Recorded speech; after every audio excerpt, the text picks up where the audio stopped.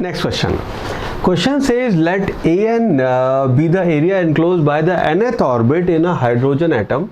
Graph of ln AN by A1 against ln n.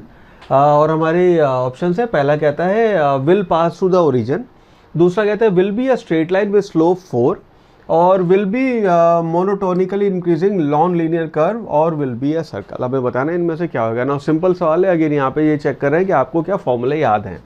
अगर फॉर्मूले एक बार रिवाइज करें यहाँ पे, तो इसको हम ये कहते हैं कि आपका जो nth ऑर्बिट है आर एन, मैं सारे फॉर्मूले लिख देता हूँ यहाँ पे, इतने कॉम्प्लिकेटेड की ज़रूरत नहीं, बट आइडिया इज कि हम इसको रिवाइज कर रहे हैं यहाँ पे। ठीक है, तो आपका nth ऑर्बिट है, उसका फॉर्मूला लिखते हैं एप्सिलॉन नॉट आपका h square n square divided by pi M Z E square. Now इस सब की कहानी अगर हम कैलकुलेट करेंगे तो ये आ जाता है आपका 0.53 आपका n square divided bye z इन एंगस्ट्रॉम। ये आपकी वैल्यू हो जाती है, ये आपकी वैल्यू हो जाएगी nth ऑर्बिट की। नाउ इसी को अगर हम बात करें, इस सब की वैल्यू को जो है अगर हम बात करें तो इसको r जो है उसको हम लिख देते हैं, इसकी वैल्यू होएगी आपकी n square z n square a not. पहली इक्वेशन, ये आपकी वैल्यू हो जाएगी r जो आपका रेडियस होएगा। इस सबको हमने a नॉट कह दिया। अब यहाँ पे हम बात क्योंकि हाइड्रोजन एटम ही कर रहे हैं तो z की वैल्यू हमने यहाँ 1 ले ली।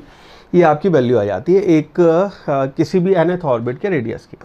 ना अब हम बात कर रहे हैं यहाँ पे an यानी कि आपके nth ऑर्बिट का एरिया। जब हम बात कर रहे हैं तो an जो है उसको आप लिखोगे area will be equal to pi R N square.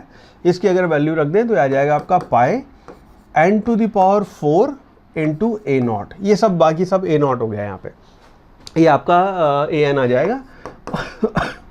और अगर आप फर्स्ट ऑर्बिट का हम यहाँ पे रेडियस लिखेंगे तो उसकी वैल्यू हो जाएगी, n की वैल्यू हम यहाँ 1 रख देंगे तो ये आ जाएगा पाई ए नॉट।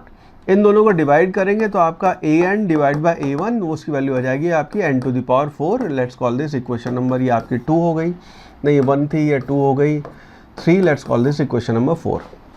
नाउ इस सिनेरियो में अब हमें जो प्लॉट करना है वो अपने को प्लॉट करना है ग्राफ।